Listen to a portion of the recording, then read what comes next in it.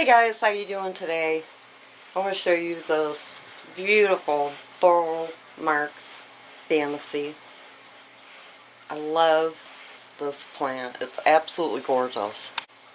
Hopefully you guys can see the plant color, the leaf color, the veining. It's absolutely gorgeous. It kind of reminds me of like a snake or a lizard. Beautiful, absolutely gorgeous. See that?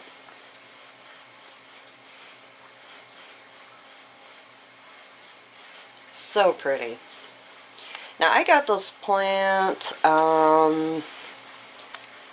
this plant was sent to me by Chris. She got it to me, sent it to me. We had done a plant trade, and she bought it as a plant, and I think she got it on Etsy or somewhere, and she sent this to me, and it had like maybe three or four leaves. I will try to find an older picture of the plant and put it up. But I absolutely love this plant. It seems to have grown pretty quickly. I've read a lot of things online that said it's kind of a slow grower, but you can see how big here. Let's see if I can get up to the... My camera only goes so high. You can see here this last leaf, how big it is. It's taller than the palm of my hand, from tip to palm, or even tip to wrist. So the leaves do keep getting bigger on this. And this is actually kind of an interesting plant. I've done some research on it. Just for video's sake, I like to know a little bit about my plants, but I'm not crazy, you know, about where everything actually comes from or what have you. But this one actually, it's a beautiful Aroid. It is an Aroid, it's a philodendron. But it was found in the personal collection of Burl Marx himself, and it is one of the many unnamed species that was collected by Burl Marx himself. And I read that some people think this plant is actually a hybrid. I have not found any more information on that. So I really don't know. I really do think it's a species plant, but you know, who knows, really. It's got this really prominent veining in it that is just absolutely gorgeous. You can see here, I will get up closer. You can see here the veining in the plant, which is just absolutely stunning. It's a beautiful, beautiful plant. It's got like a dark green and a lighter green, and then there's like a silvery grayish. I've taken a lot of pictures of it. It's kind of hard to get it to show up on camera. But if any of you guys have this, you know what I'm talking about, because it is kind of hard to get it to show up. And I've tried all different kinds of lighting, and it just does not do the plant justice at all. But it's beautiful, and it's got like a snaky skin look to it. Really beautiful, beautiful plant. I do not know how big the leaves will actually get on this plant. I was growing this when I first in a southeast window, and it did very, very well. It seemed to really like it there, and I brought it in to repot it, and then let me back off a little bit here. I brought it in to repot it, and then I just ended up leaving it in here in my plant room. And then I had it growing in about 3 feet from a south window. And now I moved it, after bringing all my plants in from outside and rearranging everything in here in my plant room, I ended up putting it over in a west window, and so it's getting southern light, it's getting west light, and it also has plant light coming through and hitting it. So I think that it does need a little bit higher light. You don't have to go crazy with it possibly, but like I said, it grew in an east window very well.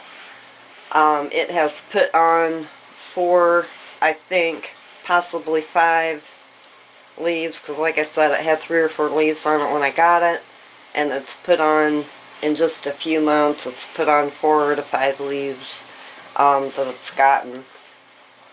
I do fertilize it every time that I water it. I use a fish fertilizing food on it. And as far as the humidity, it says on everything that I've read that it likes high humidity. So I'm going to go with that, but I really don't know. I don't have low humidity. I live in Ohio, so we are very humid here where I live. And in my house, I keep it between 50 and 60% humidity in my plant room and my living room. I do run humidifiers in the winter for health reasons, and now also for my plants. So, but I think it would probably do, it's a thicker leafed plant. I think it would probably do okay in a lower humidity setting. You may find maybe mist it a couple times a week. May help it, especially when it's getting new growth. Like what I've got up here, I've got another new leaf coming out up here at the very, very top. And I love how it grows. You definitely want to grow those plants so it's growing up a pole, some kind of a pole. It definitely loves to grow upwards. It kind of grows in a shingling motion. You can see it has a leaf over here, and then it gets a leaf over here, and then it gets a leaf over here, and then a leaf over here, and then it kind of shingles up, sort of, to grow, and I love the look of that. You can see I have mine, it's just on a wooden board, and then this one I wrap burlap around it, but you would not have to do that. You can just go with the plain, you know, a plain wood. This is the board that I actually have mine on. I got these at Lowe's. They came in a big bundle. They are about 4 foot tall. I cut them for whatever plant I need, or I leave them 4 feet like I did with this one. I sink it all the way down to the bottom of the pot, and with these thinner boards, you can see how thin they are. They do stand up a lot better, so you know, in the pot. It's not quite a huge struggle to try to get your pole to stand up. But you could use a moss pole, regular just plain wood, you know, whatever you want, whatever you guys are used to using. This is just what I use. Some of my poles I wrap in burlap, some I wrap in cocoa coir just for aesthetics, because I love the look of the burlap and the cocoa coir. The roots will hold on and take a hold of the burlap and the cocoa coir and even your plain wood, as well as they do a regular spag moss pole. I found that you can see the roots right here. Let me get a close up. See these roots right here? They are attaching to the burlap, and they will continue to attach to the burlap. Now, I personally do not worry about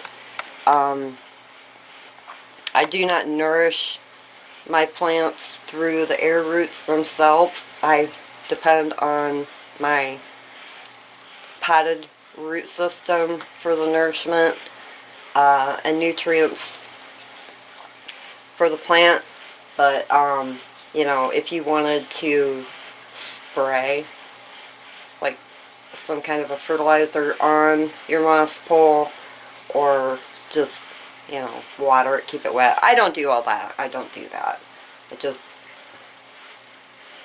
grow and nourish through my roots on the bottom of the pot, on the bottom of the plant.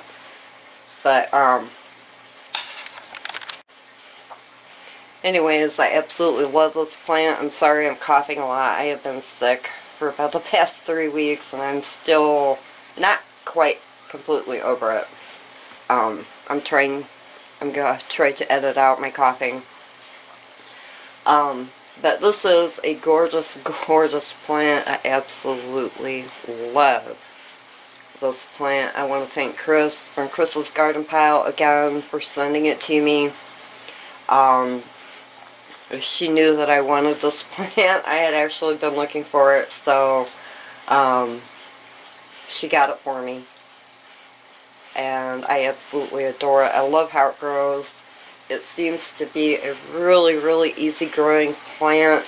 Now, as far as watering goes, I let it dry down a few inches into my pot, and I do have this one in a terracotta pot.